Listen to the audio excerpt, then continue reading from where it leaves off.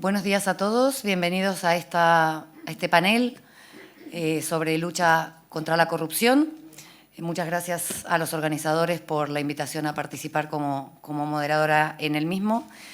I'm going to turn into English as the official language of this summit is English. And in order to discuss the new package on the fight against corruption that proposes the European Union, we have to remember certain data that took us to this, or took the European Union to this, the proposal of this new package. In 2022, the Eurobarometer data showed that almost 7 in 10 Europeans, almost 70% of the Europeans, believed that the corruption was widespread in their country, and only 31% were of the opinion that the government's efforts to combat corruption are effective. Based on this and other reasons, on May the 3rd, 2023, as you know, the European Commission proposed an anti-corruption package and announced that they will step up their action by introducing stronger rules to fight against corruption in the EU and worldwide. This anti-corruption package consists of, first, a communication on the fight against corruption in the EU, which provides an overview of the existing EU anti-corruption legislation and policies, takes stock of challenges, and reflects on how to step up future EU action. Second, the Commission proposes a directive on fighting corruption, which, as we said, establishes stronger rules to fight this crime in order to ensure that high-standard criminal law tools are in place to fight the full range of corruption offenses and to better prevent corruption, also to improve the enforcement. And the third, the High Representative of the Union for Foreign Affairs and Security Policy, with the Commission's support, proposes to complement the common foreign and security policy toolbox of restrictive measures with a dedicated sanctions regime to fight serious acts of corruption worldwide. In summary, this legislative proposal aims to update the existing EU anti-corruption framework and set a substantial threat of sanctions and other adverse consequences to deter corruption. To analyze the context, the scope, and also the effects of this proposal in detail, let me introduce these magnificent experts with whom I have the honor to join this panel. I will start for my right side by introducing Mr. Enrique Braqueais. Enrique is third attorney, head of the State Agency of Tax Administration in the Balearics, and co-president of the EU section and international law of the Madrid Bar. Then Mr. Francisco Fonseca, he's former Director General for Justice and Consumers of the European Commission and former Director of the European Commission Office in Spain. On my left side, let me introduce Ms. María Concepción Sabadell, former representative of the European Public Prosecutor Office in Spain and current prosecutor of the Prosecutor's Office Against Corruption and Organized Crime. And Mr. Ignacio de Lucas Martín, representative of the European Public Prosecutor Office for Spain. To begin with, and before entering in detail in the specific proposal of the directive. Maybe starting with you, Francisco. Which is the current situation of this package? Which are the next steps we have about the package? Buenos días, good morning. I was tempted to reply you in Argentinian, but we'll continue in English. No, I have a request to my... I was saying that I think it's interesting to have a picture on the current situation in ongoing negotiations. The negotiations has begun in the Council with a quickly speed crucial approach. Now we'll have before us a very important meeting in December in the working group in the Council.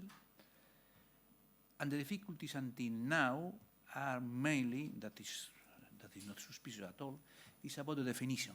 The definition, because in the impasse assessment of the proposal, as you know, there is an impressive picture of the difference between countries in terms of years of prisons, in terms of how to define the bribery, public, private, etc. The fork is huge, impressive. So that is not surprising that the main discussion now is about the definition, because if we want to harmonize the scale of fines, of penalties, we must be sure that we understand, all of us, what are we talking about. It will be this very important meeting in December. Until next week, until 24, member states will present written comments to the paper on the negotiation basis, and the idea is to have a general approach just before Christmas in order to begin the negotiations with the Parliament in January. The Parliament has begun informally to discuss. The Parliament has presented tablet amendments just in order to be sure to begin the negotiations with Council in January. Because the political idea, at least that is the intention of the Commission, the idea is to try to finish the package before the last plenary meeting of the European Parliament in April. Because if we don't have an agreement on this package, it could be the classical sunset clause, and we should be obliged to begin again with the proposal. So for the time being, I cross my fingers, but the speed crucial is enough good. We hope we could finish at least on political terms in the Council, in the Parliament before April 2024. Thank you, Francisco, for this context. Concepción, the Commission is proposing a directive aimed at updating and harmonizing the EU rules, as we said, basically on the definition of corruption offenses and applicable sanctions. What are the key aspects of the proposal in this regard? Buenos días. I don't know how to... No. Buenos días, good morning. First, I would like to thank the louder? First, I would like to thank the organizer, the Madrid Bar Association, for inviting me to this event. For me, it's a pleasure to be here and to share a round table with all these people so knowledgeable in European law. And as for the question, I would like to emphasize from the very outset that I believe that this proposal, this proposal is really very good news in the fight against corruption. And it's true. There is it's not a single, or there isn't a single definition of corruption. And Francisco Fonseca has pointed out this difficulty. And I think this proposal could lead at least to minimize this effect, or this damaging effect of not having a single definition of corruption. It's true that it's difficult. Also, Francisco has pointed it out. But yes, the proposal in itself, it's a very good news, because at least it tries to solve this issue. And we see it every day when we handle these investigations in corruption.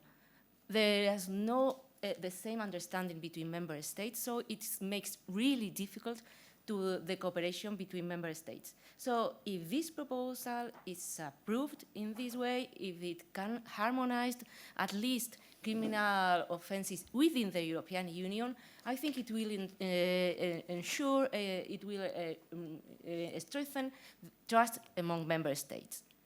Also, from my point of view, having a European Union common approach on this phenomenon, on corruption, and this is what this proposal is seeking, it's also very relevant in our fight against corruption.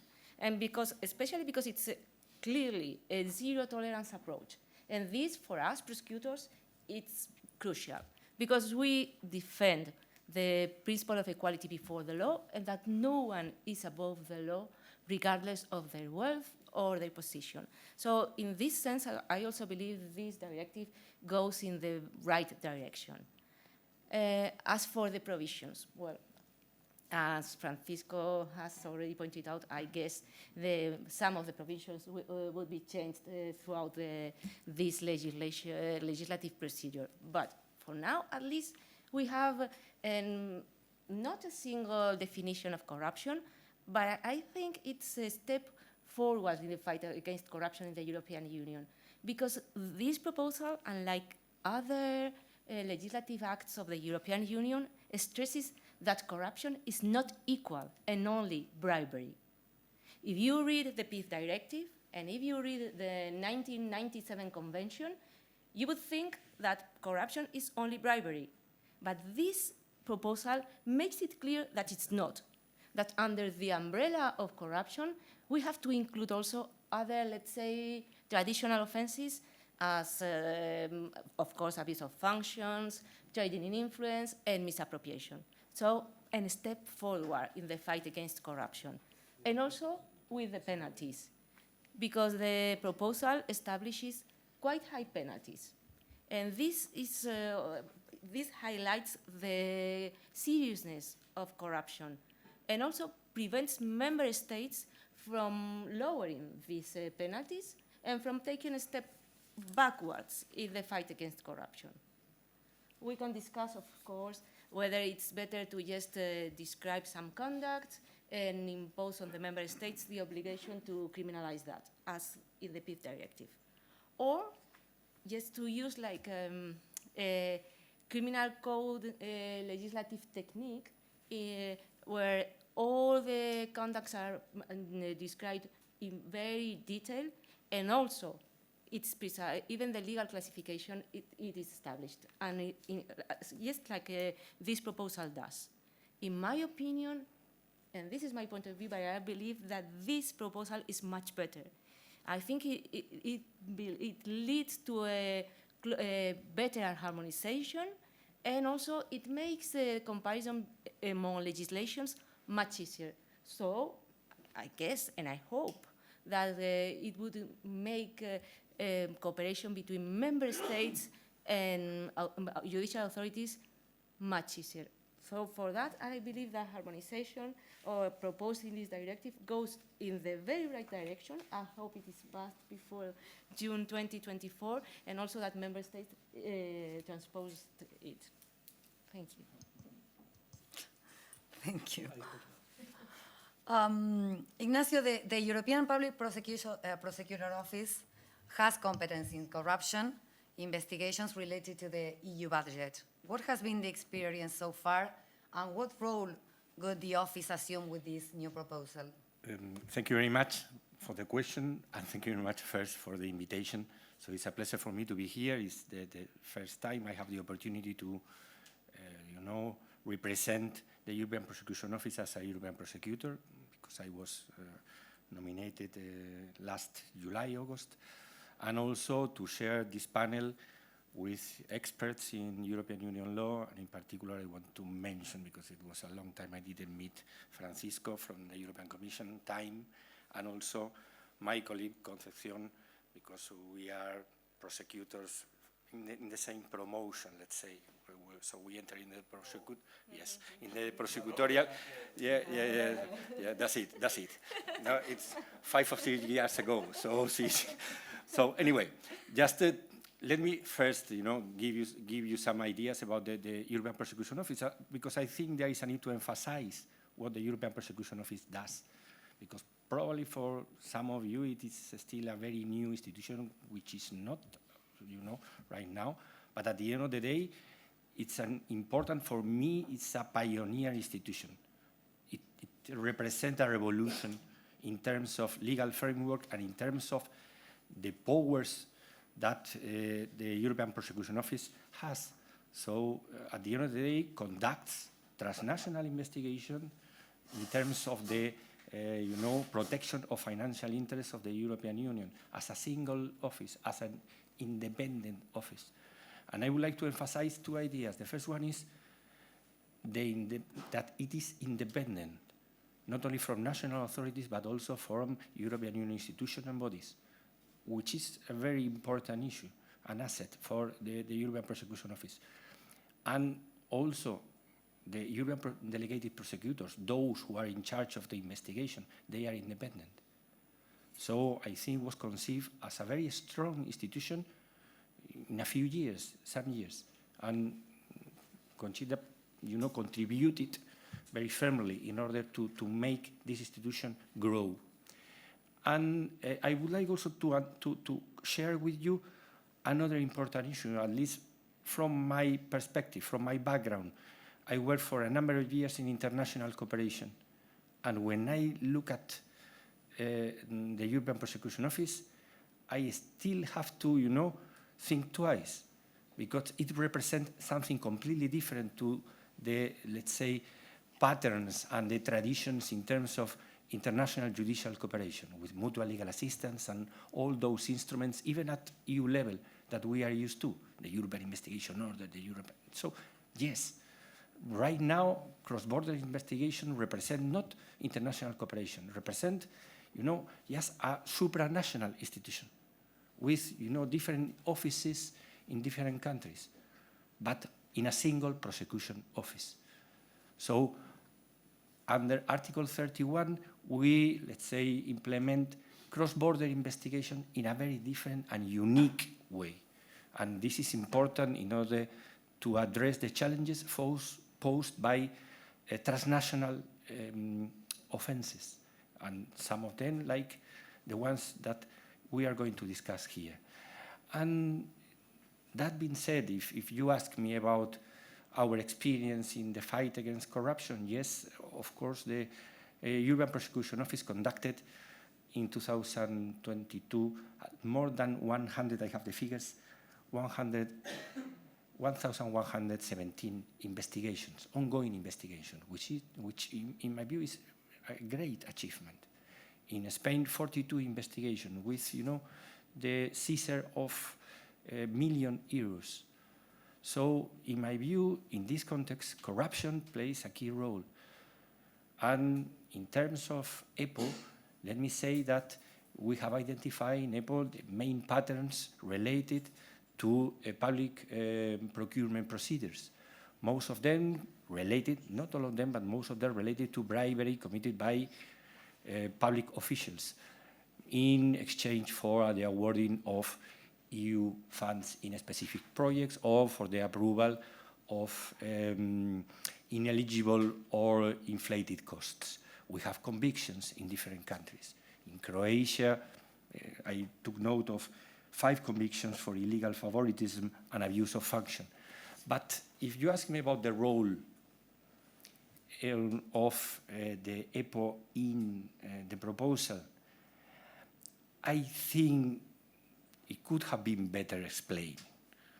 So when Article, if I'm not mistaken, 24 establishes the provision in order to, let's say, provide technical and operational cooperation between different institutions, and it identifies, among others, let me read it, Europol, Member States, Eurojust, EPO, OLAF, and the Commission. I don't think this provision reflects the role of the European Prosecution Office, because in my view, it doesn't give you the idea that EPO is an operational institution, a prosecution office, not an agency that could be consulted or could provide technical support. I think EPO is not here to provide technical support. Maybe I don't read it well, but EPO is here to investigate and prosecute, and probably to request the support, technical support from other institutions. But this is different and could have been better reflected, in my view, in Article 24. Thank you, Ignacio. Enrique, given the close relationship between tax evasion and corruption, how do you consider that this initiative could help to improve the fight against tax-related crimes? Buenos días. Good morning. Let me, Silvina, just say a few words as co-chairman of the European Union an international section that it's an immense privilege being in this round table with this group of people, you know, so qualified. I mean, we got So young. and so young. We got Francisco Fonseca, who's been the face of the European Commission during almost 9 years, and then we have Conchita and Ignacio, two really respected, highly respected public prosecutors. And as Ignacio was saying, and I couldn't agree more, real pioneers in the public prosecutor office that was born in the European Union. And all of us, we know how much effort, Conchita, you've been putting this, and the work that Ignacio is carrying on as well with you.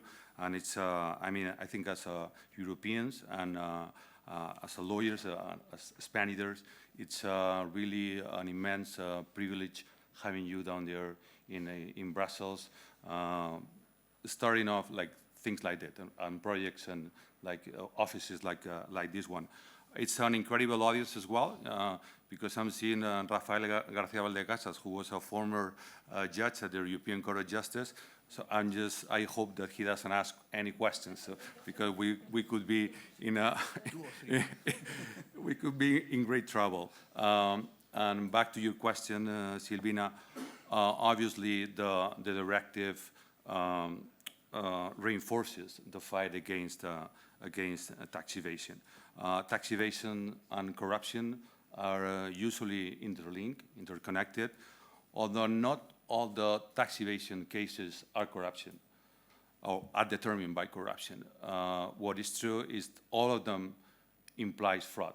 It can be a fraud by a public servant or an official from a tax administration, or it can even be someone from the private sector falsifying reports on accountancy or whatever. Then there is some other, I would say, aspects of this correlation between tax evasion and corruption, is that tax evasion many times is interconnected with the criminal organization. Criminal organization that gets into the European Union, infiltrated, and definitely damaging the European Union budget. We remember the VAT fraud cases and whatever, and what happened also at customs and the European Union customs. I think that obviously this new proposal of directive is going to help to fight tax evasion. And then there is another issue related to tax evasion, although we could use like a broader term that could be fiscal corruption, which is money laundering. Money laundering definitely got to do with corruption. Is dirty money that suddenly becomes clean, and then it's in the market, it's in the economy, damaging the licit taxation. So answering your question definitely is going to help, and it's a great step, and I think it's a great idea launched by the Parliament and the European Council. Thank you, Enrique.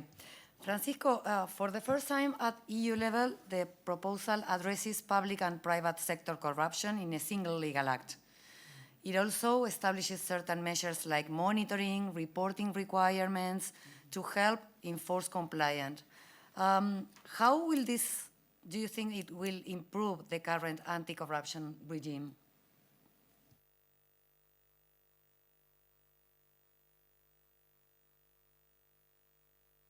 Let me begin with one comment.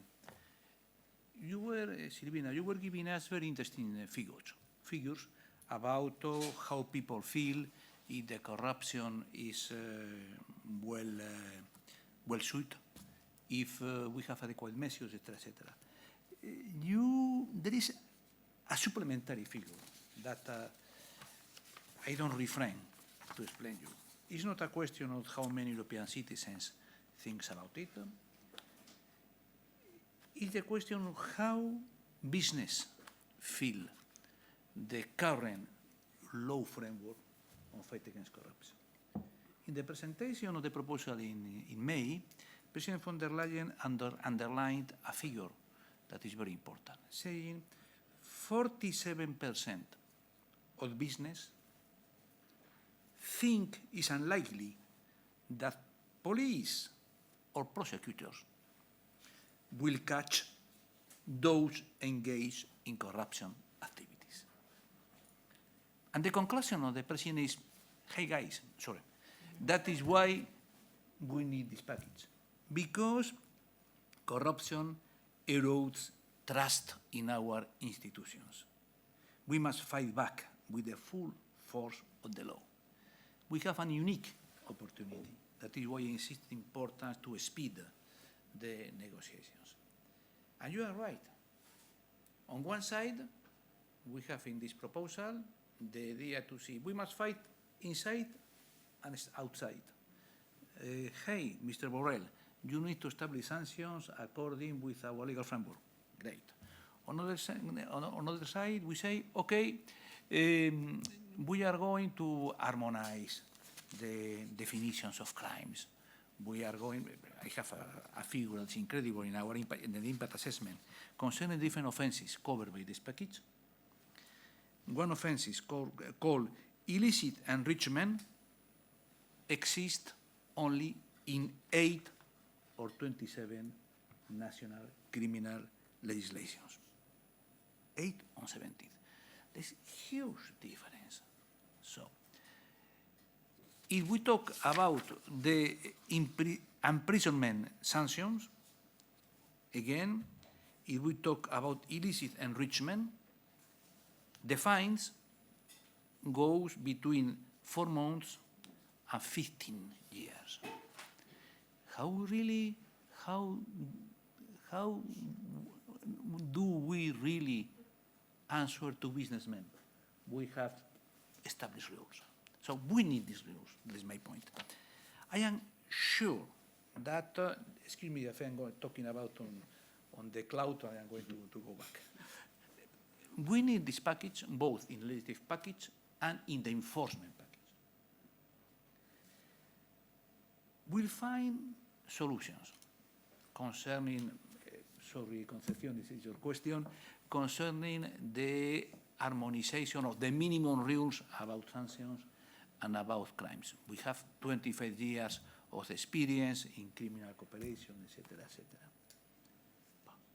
The problem is that if we adopt the directive, come on, it is in the official journal in September 24, 21 months for the implementation, member state that forget to send the implementation, the transposition to, well, we'll have a crime, and you, Ignacio and Concepcion, you will say, okay, well, you are going to know now, or you, 26, 27, nothing to do. They are the rules of the system.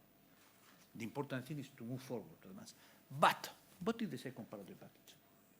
And that is, for me, probably the add value of this package.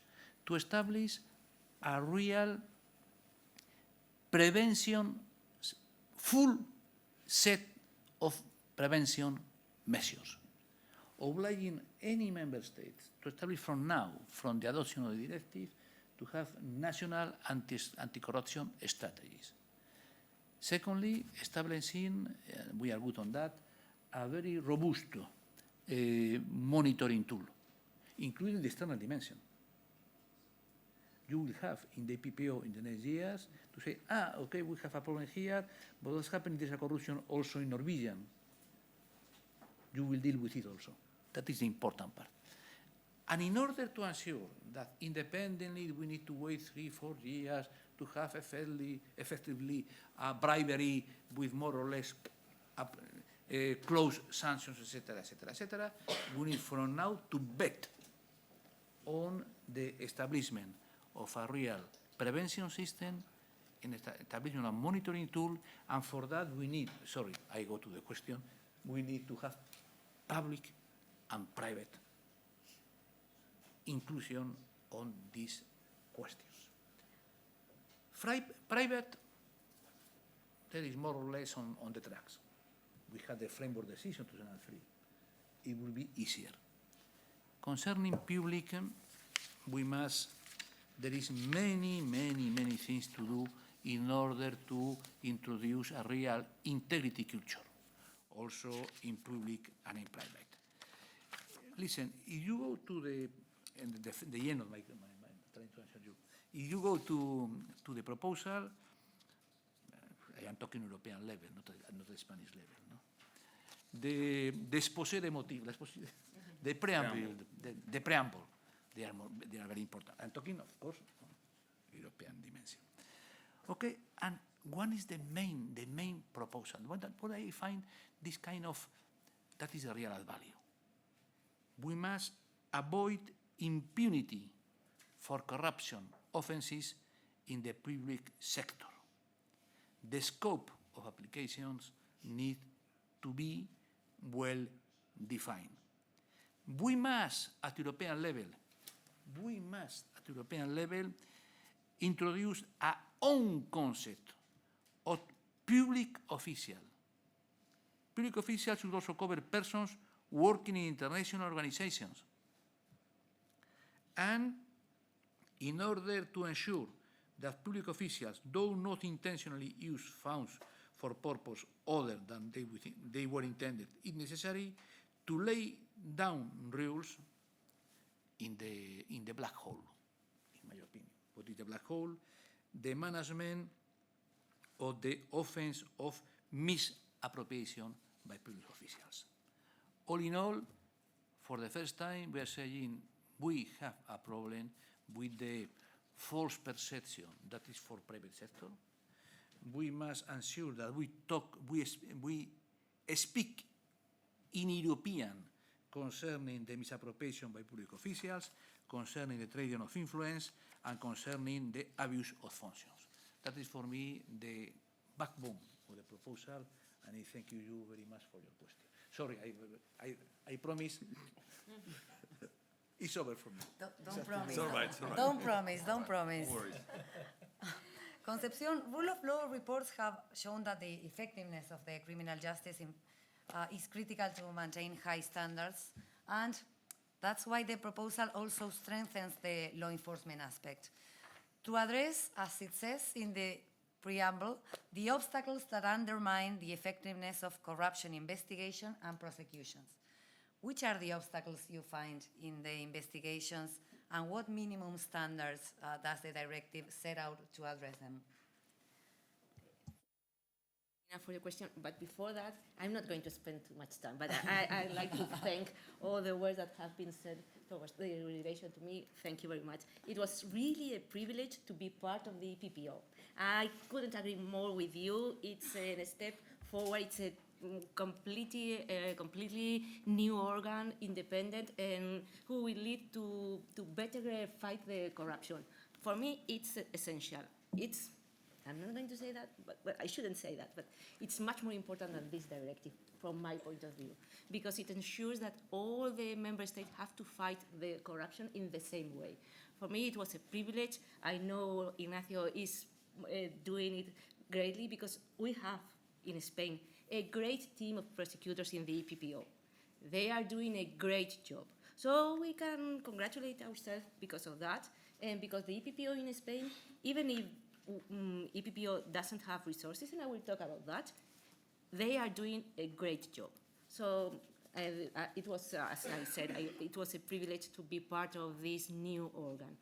And as for the question and the obstacles we find every time we deal with a corruption case, I think Ignacio has also the experience that we, of course, there's the issue of the cross-border investigations. We have been talking about that and how the harmonization could at least minimize the effects or through the harmonization within the European Union, since all the member states will have the same understanding of what corruption means and also about the penalties.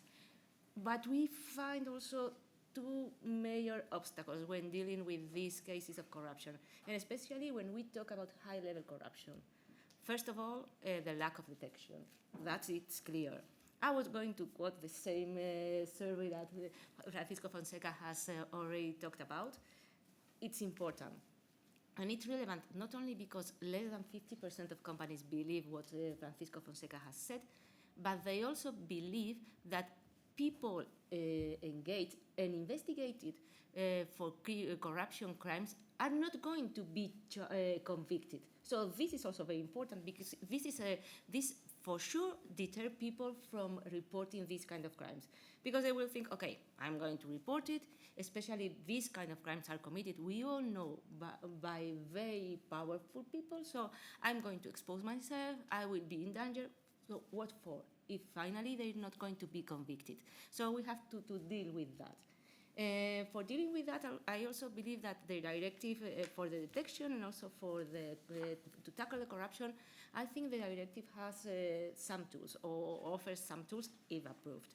First is that it enforces, or it obliges member states to reinforce whistleblower protection.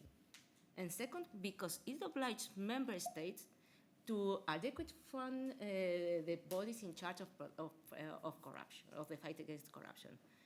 Okay, whistleblower protection. We all know there is this whistleblower directive. It was a real improvement in the European Union, and Spain went even beyond this directive in some cases. So currently, we protect the whistleblowers, who report, corruption crimes. But we have to go further. We have to protect them in many other contexts.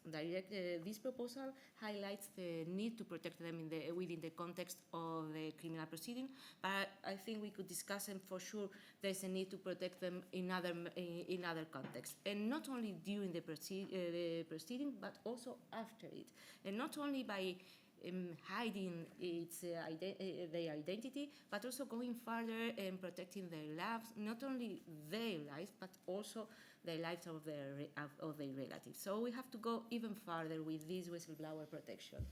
And also, there's another way in which the directive can help solve the problem of the lack of detection. Resources. I know money is not the only solution, but it's a solution.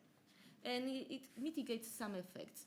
And the proposal obliges member states to ensure adequate resources for bodies in charge of fighting against corruption. So that means that bodies who are in charge of detection the corruption will have more money, more members, more training. So I guess this has to lead to a greater detection of corruption. And also, this obligation that the proposal imposes on the member states can also not solve, but at least help solve the issue of our lengthy proceedings. We all know that it's a big problem. The European Union has been saying this over and over, that we need a revision of the criminal procedure. I cannot agree more with them. But, okay, in the meantime, while we are trying to change our criminal procedure, let's give justice more resources. I don't know if you remember that Spain is one of the members who has a fewer number of judges per inhabitants in the European Union. And I can tell you, whenever you deal with in corruption cases, you need financial and accounting experts. And this costs money. So we need resources. And in this way, the directive imposing this obligation on member states could help solve these issues. It's very nice to create an organ independent, but it cannot be independent. It cannot be effective if we don't have the resources. And this goes for the EPPO and for the Spanish prosecutors. So I think the directive could help with this. Thank you. Ignacio, as we have already said here, the High Representative of the Union for Foreign Affairs and Security Policy, with the support of the Commission, proposes to complement this common foreign and security policy toolbox of restrictive measures with a regime or sanctions regime to fight serious acts of corruption worldwide.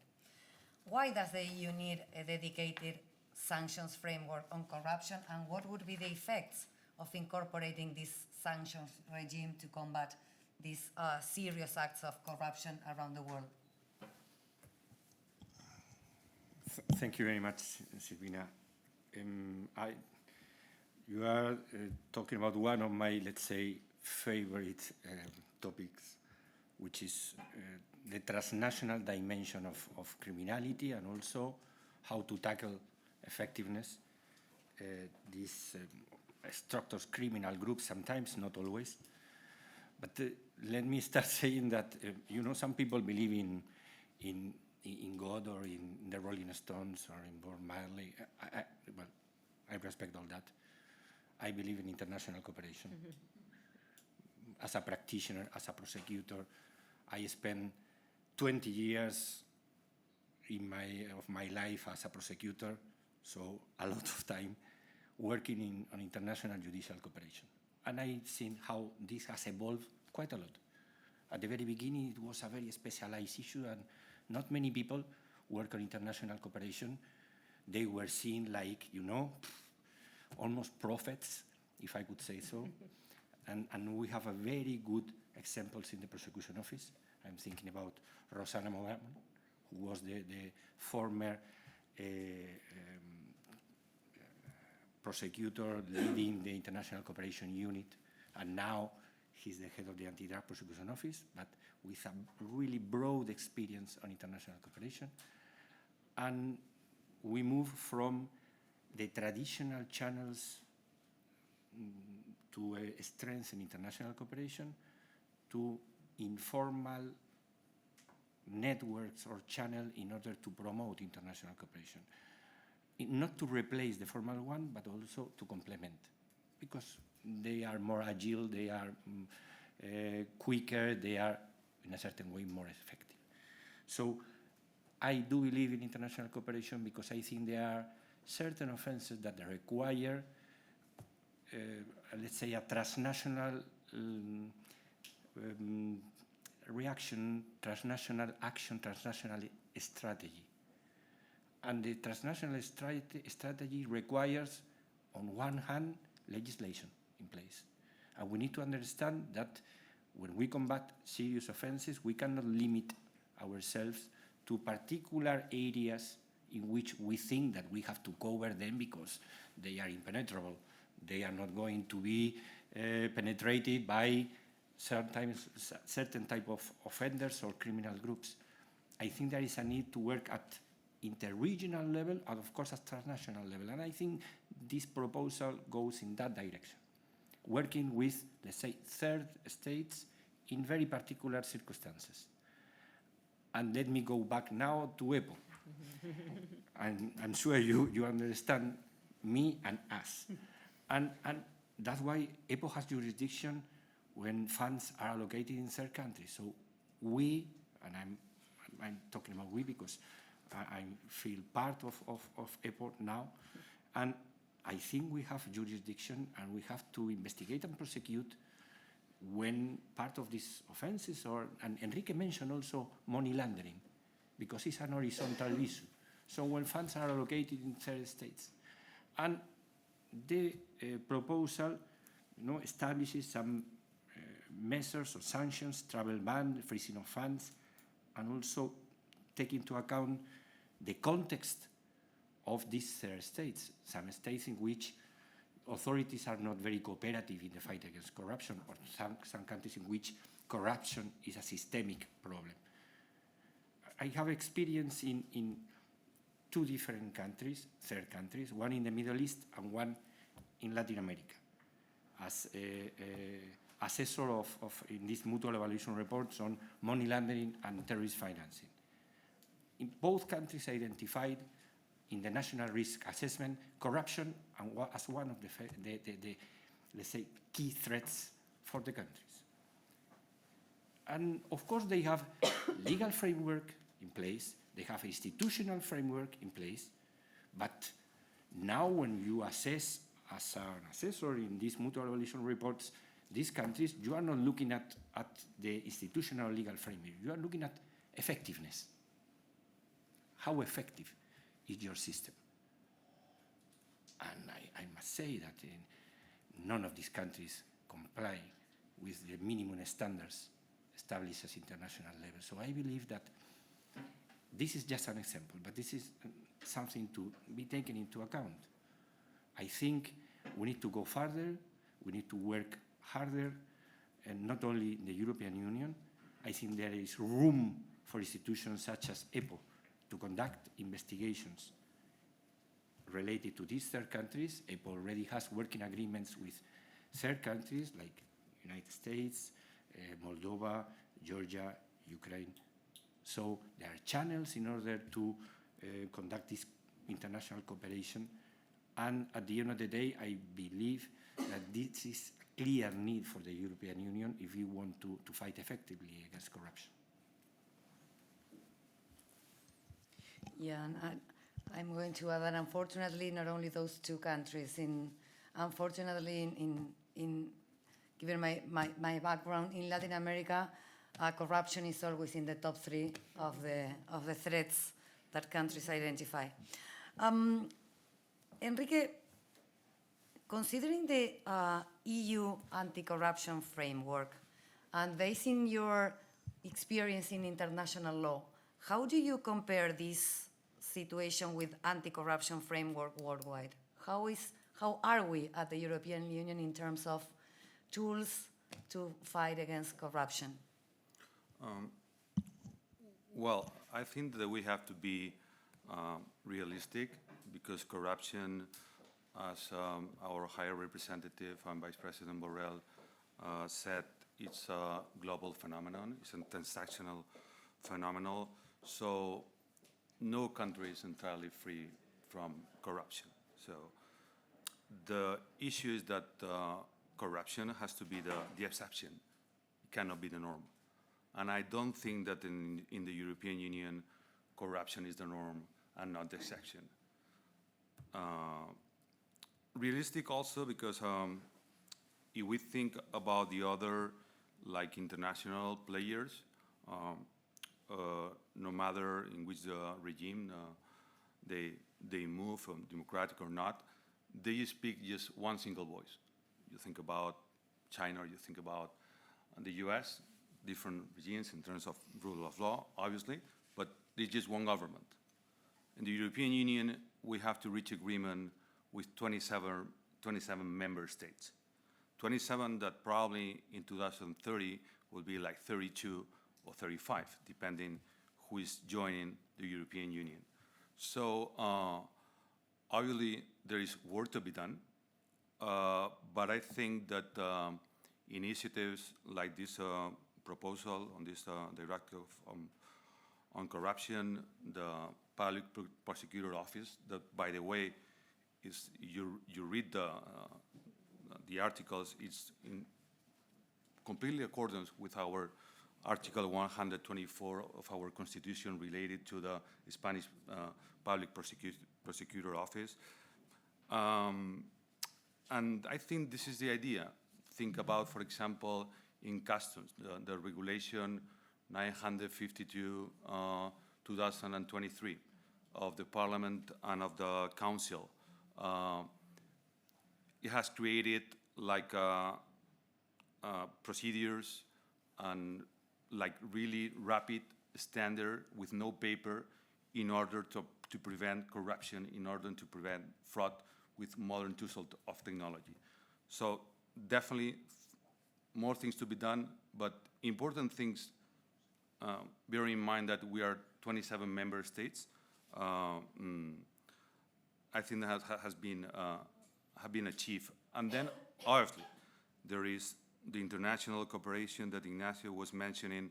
We got this United Nations Convention 2003 that I think that right now everybody agrees that has been proven that it fell short. We need something else. We need more international cooperation, because at the end, the European Union or the public prosecutors, they just can work within our borders, within the European Union borders. Obviously, we can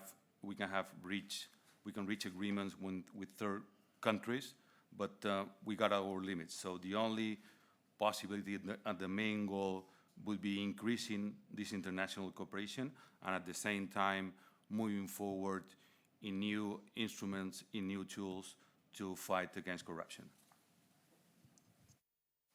Thank you. I would like to go back to something you said, Francisco, about the fighting against corruption beginning with prevention, which I fully agree. This directive also strengthened the preventive aspect of the fight against corruption and defines the creation of a culture of integrity in which corruption is obviously not tolerated.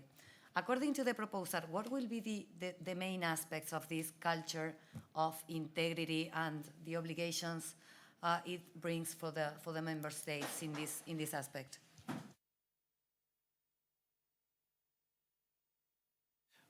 All my colleagues has replied you with the other interventions. I would like just to point out some elements concerning, as you are right, this prevention and creating a culture of integrity in which corruption is not tolerated and at the same time strength enforcement tools. I believe that we know, first of all, I begin with you. First of all is the question of international cooperation.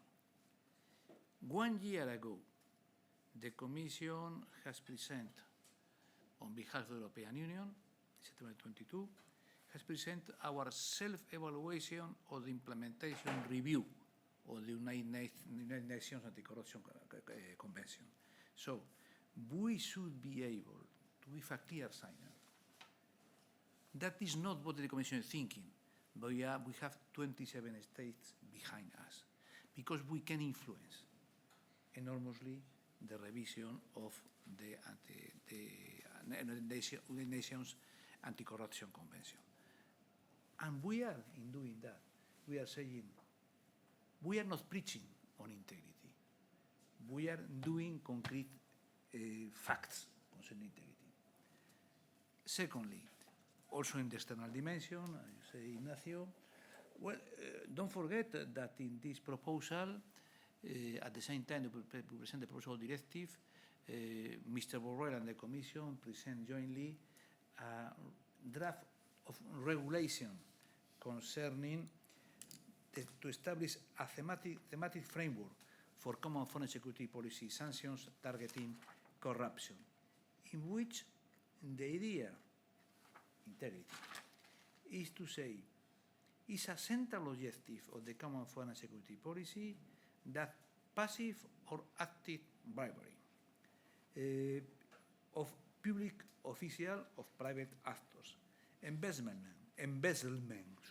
or misappropriations constitute such serious act of corruption that could give us the occasion to establish sanctions in these countries. We have established sanctions. At the moment we have sanctions against Lebanon and against Moldavia for these questions, but we must have a central framework.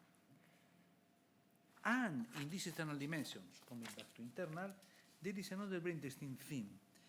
We have, in agreement on a joint venture with the Organization for Security and Cooperation in Europe, we have financing with 6 million euros a so-called new e-platform establishing, as established in the proposal directive, a real good data tracking concerning the corruption situations. So I come back to internal. Integrity means to preach the same theme, externally and internally.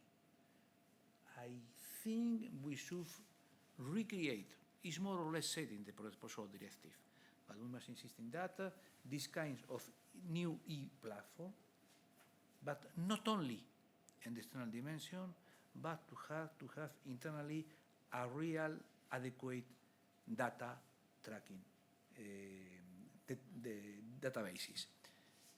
Because it will do that, it's not for you, for the PPO, it's also for the European Commission, we are strengthening the importance of the budgetary conditionality regulation, because we have more concrete case of corruption, and we can go and we can freeze funds vis-à-vis European countries, especially if the public sector is not at the same level than the private one. Thirdly, In order to ensure the integrity culture, we have all these technical aspects. I have a question. The question is more for the Judge García Valdecasas. You, Concepción, you were pointing out the question of the whistleblower directive. The whistleblower directives should have been implemented in 2021. So now we are very happy because in 2022, 15 member states has presented the transposition plans to the European Union, 15 on 27. I don't know what is the evaluation of. Dear Rafael, in the blessed memory of Ricardo Rodríguez Iglesias, when are the Court of Justice sticking on the Commission member states saying if you don't act correctly, we are going to accept a more impressive direct effect of directives? We need to protect whistleblowers in Spain. And in order to do that, we have only collateral measures, indirect measures. No, I am protected by the directive. If you don't protect me, you, in a passive way, you, Spanish government, you are in favor of corruption. I need direct protection. If we do that with whistleblowers, I know it's a dream, Rafael, but we should move forward on this direction. Again, concerning the conflict of interest, I continue to think that now I am coming back to Spain, a kind of Lutheranism approach concerning what is a conflict or not should be adequate. And we don't need, we don't need rules. We need soft law, we need the ICANN, we need the notaries, we need the register, we need trade unions and civil servants. Being real on the point on how to establish a real culture of for avoiding conflict of interest. I don't know if that answer to you or not. Given the time we have, I will ask for brief responses on this, because you all mentioned, or we try to assess which are the new measures or the reinforced measures that the directive sets. But in the opinion of the four of you, what issues other than those that are addressed in this new package should be considered to increase even more the effectiveness of the fight against corruption? No, please, the public. Prosecutors first. Of course. For once. No. Whatever you want to start. Okay, we're going to discuss, with very wise colleagues. So I think, first of all, and I have to do it because I believe on this, and of course, I talk quite a lot with Conchita previously, but I now realize how important this message is. Reinforce the role of EPO as the body that conduct investigations and prosecution within the European Union. And reinforce the body, reinforcing EPO means different, let's say, avenues.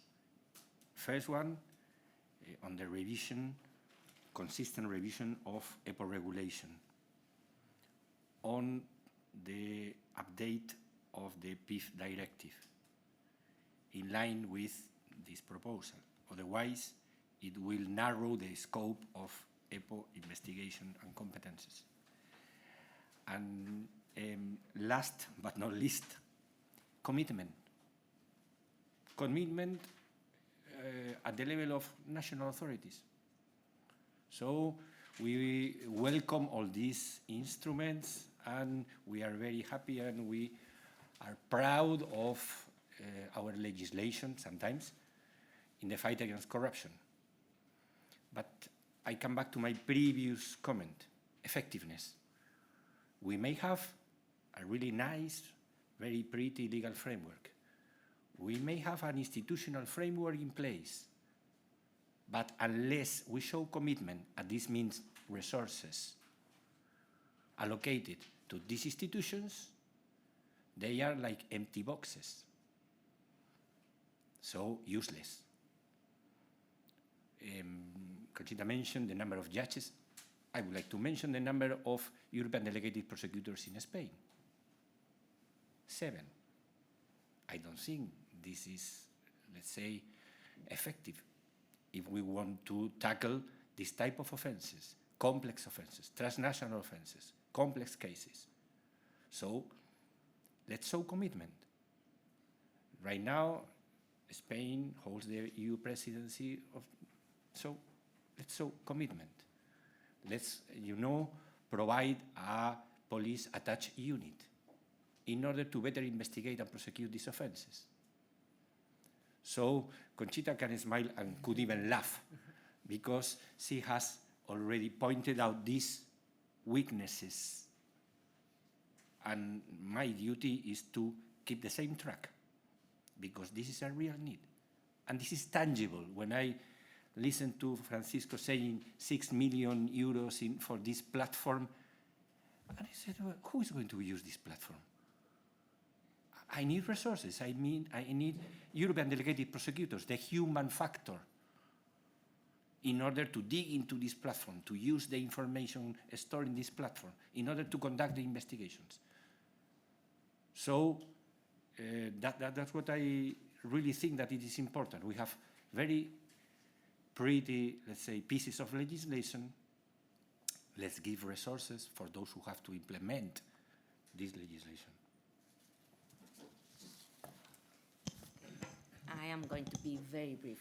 And I will take from what Francisco has said and also now what Ignacio has said about commitment and about transposing the directives. I think if this proposal is passed with some, well, maybe some articles should be changed, but okay. If this proposal is approved and member states transpose it correctly, I think we really would be on the right track because maybe this directive is enough. It includes not only repression but also prevention, and it talks about resources, and it changes the definition of corruption, and it gives a common approach to these offenses. So from my point of view, if this proposal is approved, maybe we can talk in not 1 year, not 2 years, maybe 3 years, that we are really on the right track to fight corruption.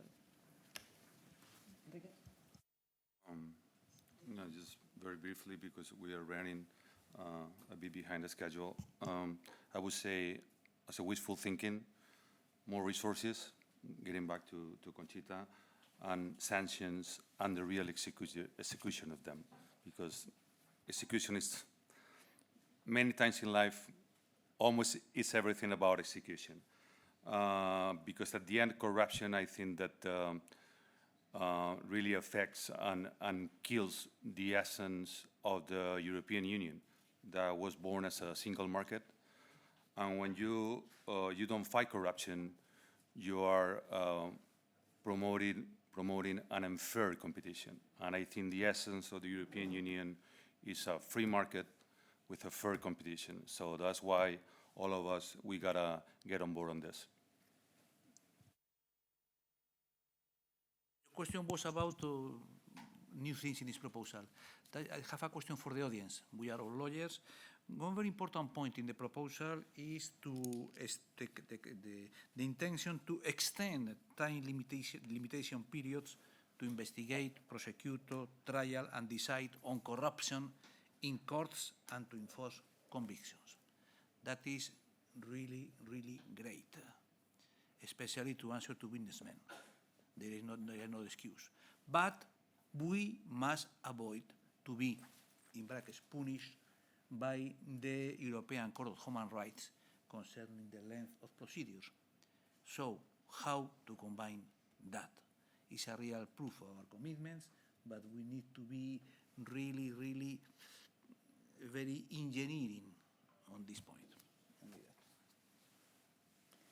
So thank you all. I'm sorry to the organization because we have been a little more than 1 hour, but just 5 more minutes. So we have complied with the requirements. So thank you, all of you. Thank you for attending this panel, and I hope we had at least responded some of the concerns about this new package. Let's see how it works. Thank you.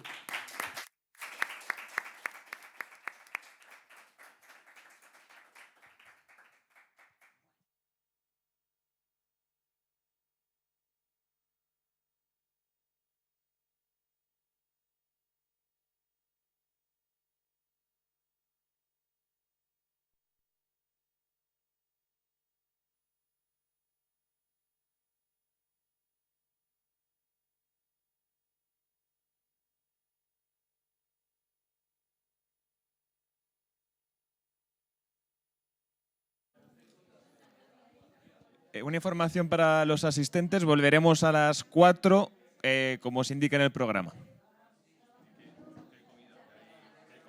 Y el catering está abajo esperando para todos los asistentes.